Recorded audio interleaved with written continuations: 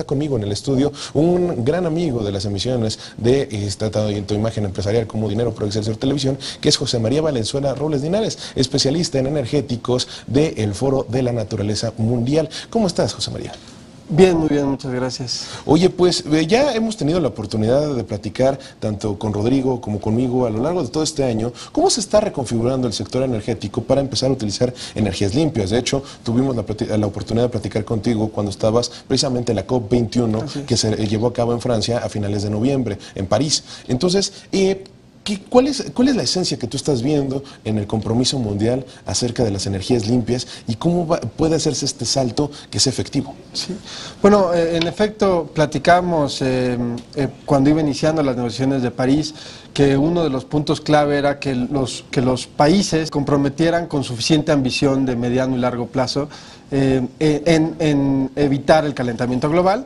Y sorprendentemente todos esperábamos que hubiese un compromiso para que el calentamiento no pasara de 2 grados centígrados, pero inclusive en el texto del acuerdo se incluye como referencia 1.5 grados centígrados. Eso tiene implicaciones sumamente importantes para el sistema energético. Eso quiere decir que lo que nosotros pensábamos que podíamos utilizar de combustibles fósiles durante los próximos 30, 40 años, realmente se nos viene a la baja, ¿no? Tenemos mucho menos margen de maniobra para consumir combustibles fósiles si queremos cumplir con esa meta que se ha puesto el mundo de mantener la temperatura por abajo de los 2 grados o inclusive 1.5 grados centígrados, ¿no? Digamos, como referencia, pues no es sencillo establecer una vinculación directa entre los fenómenos climáticos que se están discutiendo estos días en toda América del Norte, en el Polo Norte, en Europa, pero ciertamente está relacionado. Ahora, ¿qué es necesario para que todo esto se lleve a cabo? Porque ya sean 2 grados o 1.5, a pesar de que en el papel no es tanta la diferencia, como ya lo mencionas, a la hora de llevarlo a la práctica sí se vuelve una gran diferencia. Pero, ¿qué es necesario entonces? ¿Qué es lo que necesitan hacer las empresas o en las empresas y los países que se están preparando para tener un máximo de 2 grados y que ahora es 1.5? Tienen que cambiar las políticas que ya estaban planteándose, tienen que hacerlas mucho más restringidas. ¿Qué tienen que llevar a cabo básicamente? Bueno, lo primero que tiene que cambiar es la visión sobre qué tan profunda puede ser el nivel de transformación en un país como México, a nivel global, pero ciertamente en un país como México. En los últimos 2 años hemos visto una gran cantidad de esfuerzo institucional, de instituciones académicas, instituciones públicas, analizando con mucha seriedad si realmente podríamos tener sistemas energéticos 100% sin combustibles fósiles o de 0 emisiones, digamos, con tecnologías que capturen las emisiones de CO2, y sistemáticamente hemos visto más evidencia, más análisis que nos dicen que sí es posible, ¿no? Lo que hace 5 años hubiésemos pensado que no era posible, pero realmente los análisis y la experiencia nos dice que sí.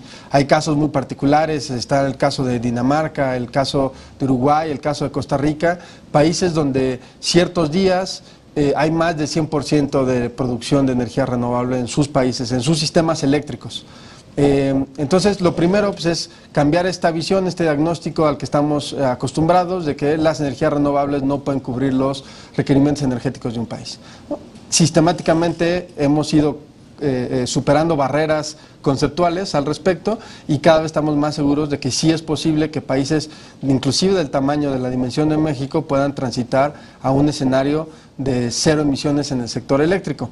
Eso supone en el sector eléctrico pues que haya que se utilicen los instrumentos de política pública como las subastas de largo plazo de energías renovables que están desarrollando actualmente de una manera mucho más amplia, ¿no? Con mucha más ambición, y que los empresarios también empiecen a invertir en contratos de abastecimiento con base en energías renovables, que les permite tener un beneficio adicional al área ambiental de tener un precio seguro por periodos que pueden ir de 10, 20 hasta 25 años, lo cual es un gran beneficio para las empresas. El otro gran reto es el reto del transporte, porque en el caso del transporte, pues esencialmente nos movemos con combustibles fósiles, con gran cantidad de emisiones, y bueno, ahí no hay otra alternativa, o la alternativa más sencilla para empezar a actuar en el corto plazo es movernos a transporte masivo con base en electricidad.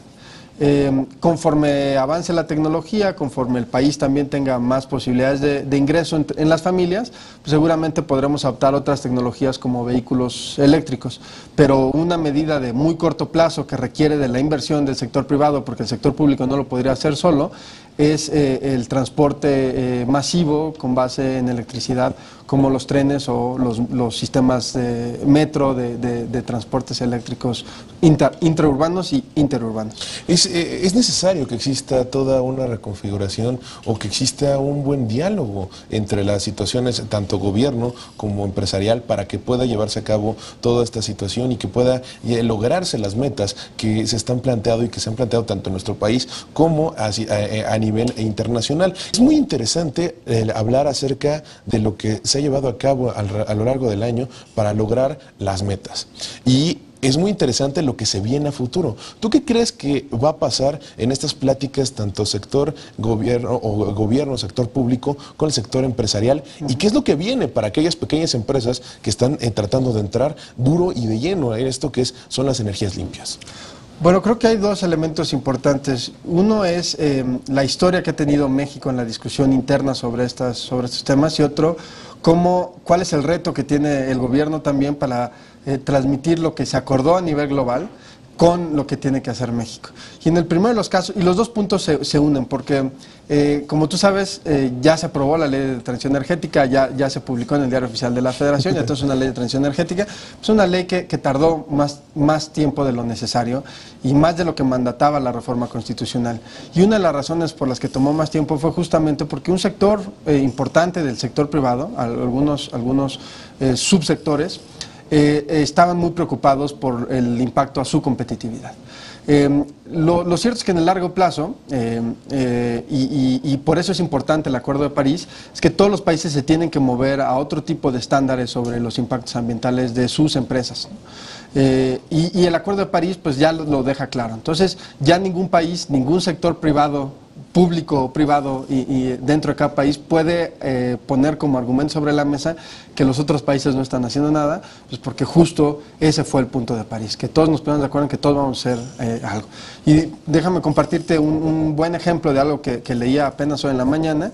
Una de las grandes preocupaciones del sector privado en México es la competencia con las empresas chinas en algunos sectores como el acero o el de los energéticos, y China acaba de instrumentar una prohibición digamos, un cese a la apertura de nuevas plantas de carbón durante 3 años.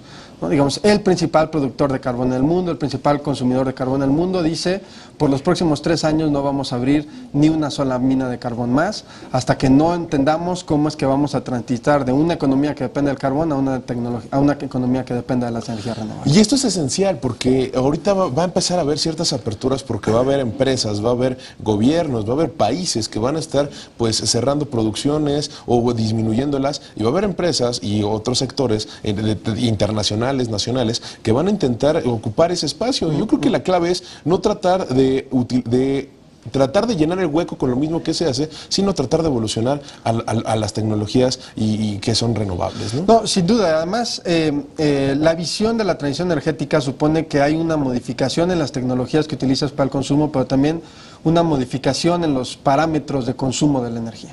Y desde la perspectiva del consumo de la energía hay una serie de nuevos modelos de negocio que pueden ser aprovechados, y que realmente quienes los aprovechen primero, pensemos en el caso de Uber, ¿no? Digamos, quienes aprovechen primero esos mercados, pues van a poder expandirse fuera de sus propias fronteras.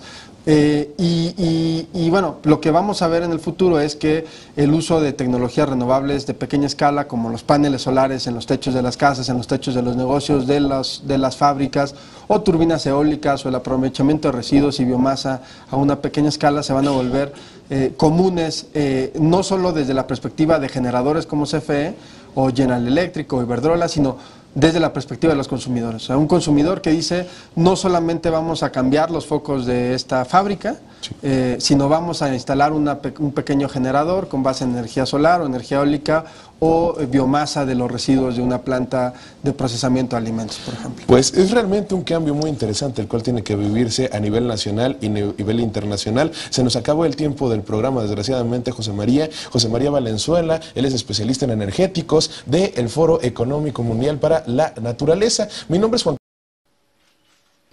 Te invitamos a seguir cuestionando la información con los siguientes videos.